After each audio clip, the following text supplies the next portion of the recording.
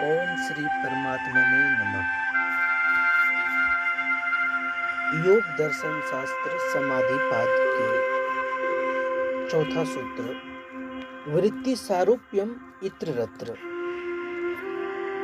अर्थात इत्ररत्र का मतलब है दूसरे समय में, अर्थात वृत्तियों के निरोध से भिन्न अवस्था।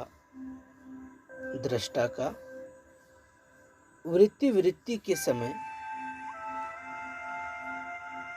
दूसरे समय में अर्थात वृत्तियों के निरोध से भिन्न अवस्था में दृष्टा का वृत्ति के सदृश स्वरूप होता है। आइए थोड़ा इसको डिटेल में जानने का प्रयास करते हैं।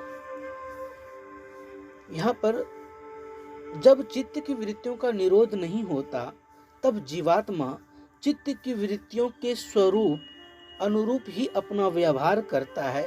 जैसी उसकी चित्त की वृत्ति होती है, वैसा ही देखता, सुनता, समझता और महसूस करता है।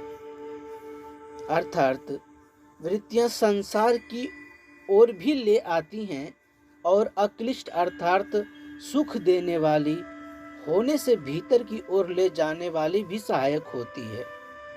क्षिप्त, मूढ़ और विक्षिप्त चित्त के ये तीन भूमियां साधक को संसारोन्मुख रखता है, यानी कि संसार के करीब रखता है। प्रश्न यह उठता है कि चित्त की पांच भूमियां अर्थात चित्त की पांच वृत्तियां कौन कौन सी?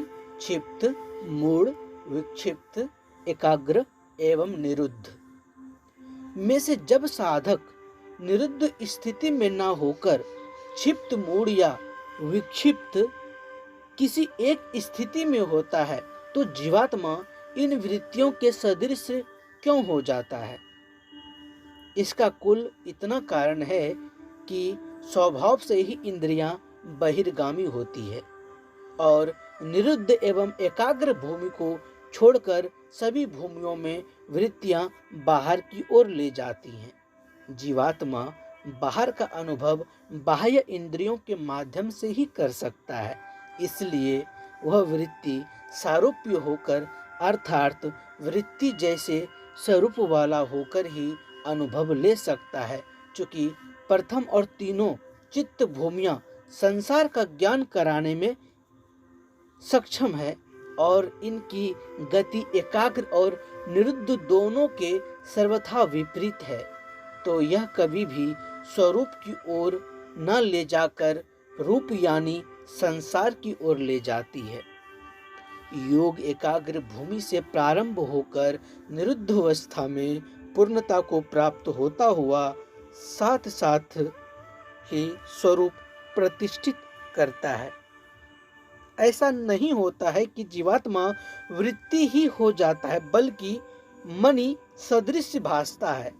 जैसे मणि पर कोई लाल रंग पड़ जाए तो मणि भी उसी लाल रंग की हो जाती है, ऐसे ही जीवात्मा की भी वृत्ति संपर्क में बाहर अथवा संसार में आकर वृत्ति जैसा ही हो जाता है। इन सभी उदाहरण और ये सभी लाइनों का, ये सभी पंक्तियों का, सभी शब्दों का एकमात्र अर्थ यही है कि जो सामान्य जीवात्मा जो है, जो सांसारिक जीवात्मा है, वो उनकी जो मन की वृत्तियां हैं, उनकी जो चित्त की वृत्तियां हैं, वो उन वृत्तियों में ही खोए रहते हैं। हालांकि योग साधना करने के बाद वो अपने चित्त की वृत्तियों को निरोध करने में सक्षम तो होते हैं, लेकिन कहीं न कहीं वह अपने उन वृत्तियां, चित्त की जो पांच वृत्तियां हैं, जो बाधक तत्व हैं, वो उन्हीं को अपना सर्वस्व मान बैठते हैं। यही कारण है कि वह मुक्ति के करीब यानी कि कैवल्य से परे रह जाते हैं, कैवल्य के करीब नहीं पहुंचते। आज के लिए इतना ही।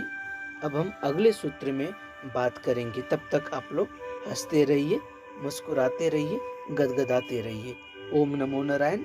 नमश्चंडिकाय ओम।